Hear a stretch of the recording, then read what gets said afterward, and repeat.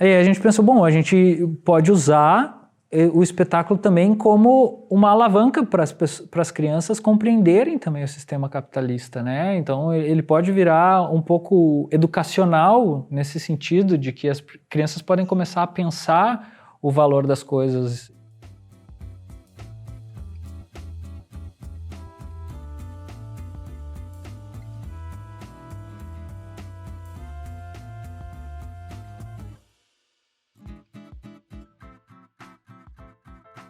Antes da Palhaforma se chamar Clownfusão, ela se chamou Niqueleira Social. A Niqueleira Social surgiu quando o Thiago estoporou o joelho, que era apenas uma pequena espinha, e aquilo virou um furúnculo e um câncer e uma coisa muito diferenciada. Eu não tava assim, tipo, parecia que tinha alguma coisa, a calça tava roçando em alguma coisa no meu joelho que tava um pouquinho machucada. Aí eu fui pra casa e tal, fui tomar banho, fui ver o que era como se eu tivesse um pelinho encravado no joelho, assim. Aí eu pensei, bom, sei lá, né, aconteceu alguma coisa aí. Eu espremi esse pelinho encravado. E esse pelinho encravado entrou uma bactéria e minha perna ficou toda vermelha e eu tive que ficar uma semana no hospital tomando antibiótico para conter essa infecção. Não pode rir, gurizada. Foi séria a coisa. Ele ficou uma semana dormindo, se tratando no hospital. E aí eu fui visitar ele, mas eu fui visitar já trabalhando. Eu me lembro de levar uma caderneta e uma caneta, né? Pra já anotar as coisas e já pensar numa forma de, quando ele saísse dali, dar trabalho pra ele. Chegou pra mim com um chocolate e um café e disse, aí, meu, como é que tu tá e tal? Vamos conversar sobre o espetáculo. Daí a gente começou a definir todas as ideias do espetáculo ali. Então a gente começou a definir essas ideias de relação com o sistema capitalista, de como que a gente ia desenvolver isso, de como era interessante a gente criar um marketing para cada número, né? Para instigar as pessoas a comprar os números e tal. No início a gente pensou em ter uma pessoa que fizesse a mediação do público conosco, né? Então nós éramos, os dois palhaços eram só o produto que era vendido, então tinha um terceiro elemento que foi o Regis, né? no início, que vendia isso, esse maître, né? Que vendia os números e tal. E ao contrário do Lógica Limitada e do Marvada, esse já tem um lugar mais tradicional do palhaço, que é esse lugar assim, tanto dos números, de improvisar com a plateia, se tem participação da plateia no número ou não, mas aquela coisa, entre um número e outro, ele tá livre, né? Ele tem que acontecer a venda, ele tem que acontecer uma...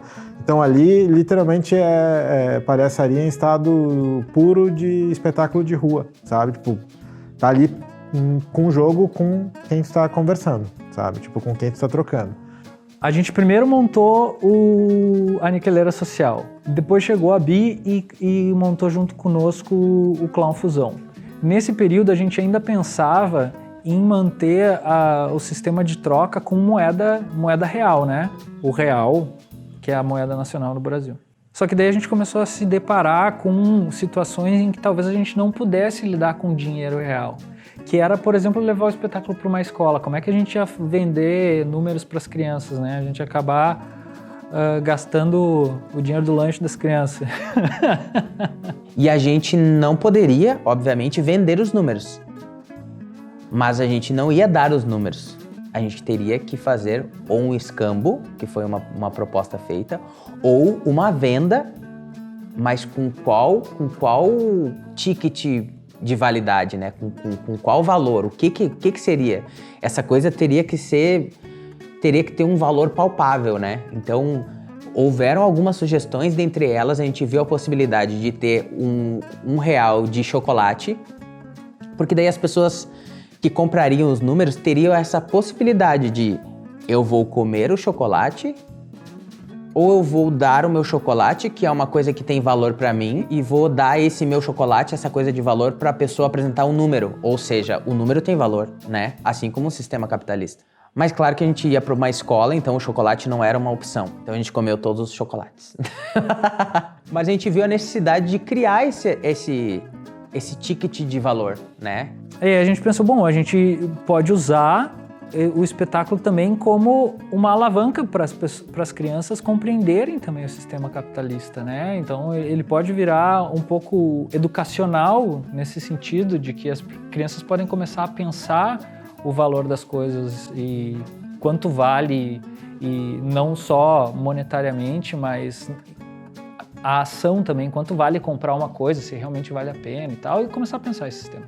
E aí a gente criou uma moeda fictícia chamada iReal, que é a moeda que a gente troca com as crianças ou com o público atualmente para vender os números ou comprar serviço, porque o sistema capitalista também prevê comprar serviço. Então, se uma pessoa participa de um número, ele recebe pelo trabalho prestado, né? Ou se ele colabora com os palhaços na hora de montagem do espetáculo, a gente começa o espetáculo montando o espaço e a gente começa a pedir ajuda para as pessoas.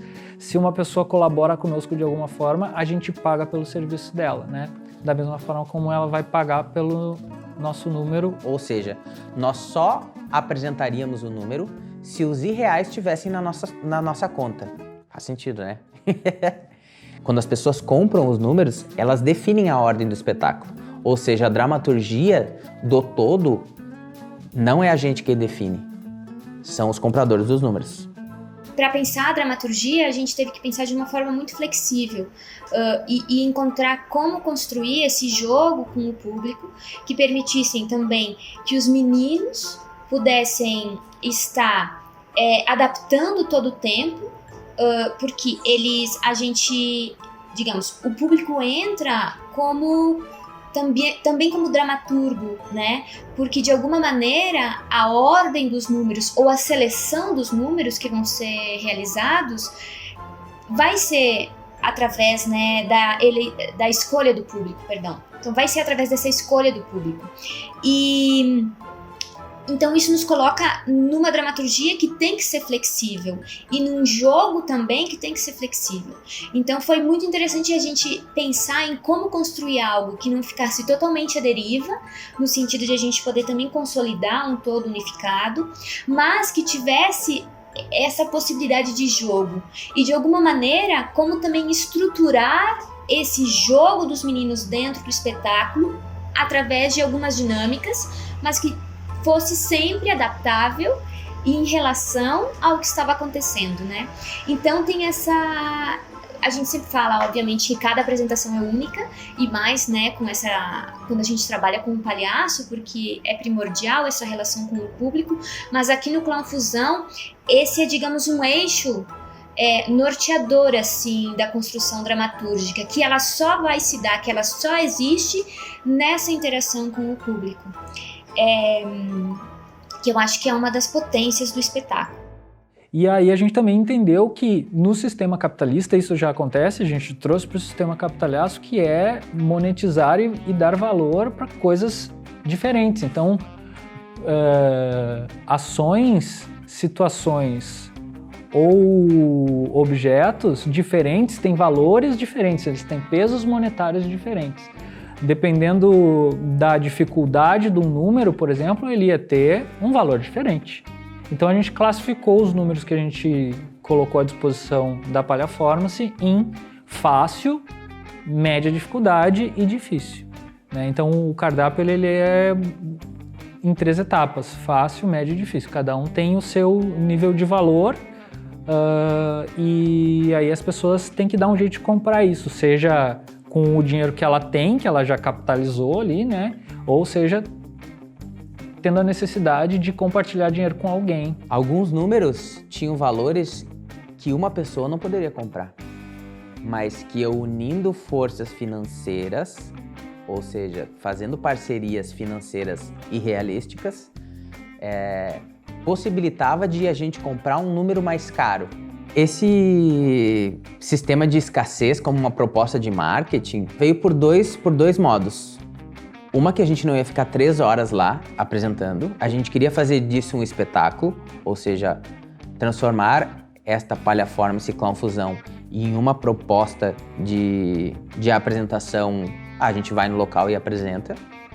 Então a gente apontou para apresentar durante 40, 45 minutos, dependendo do local e da perspectiva do tempo de quem contrata ou da nossa possibilidade dentro do espaço.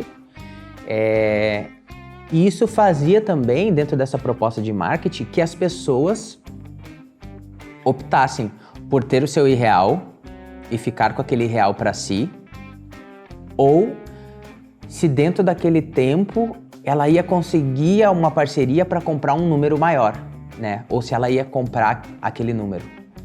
Tem outra coisa que eu acho muito interessante também na proposta do espetáculo, é que uma pessoa, quando ela compra um número, ela paga o número, mas o número acaba que não é só dela. Ela compra o número para o público e todo mundo tem o direito de ver. E isso eu considero uma subversão do sistema capitalista, porque atualmente você compra alguma coisa e aquela coisa é só sua. Você não... Às vezes você não quer compartilhar com ninguém.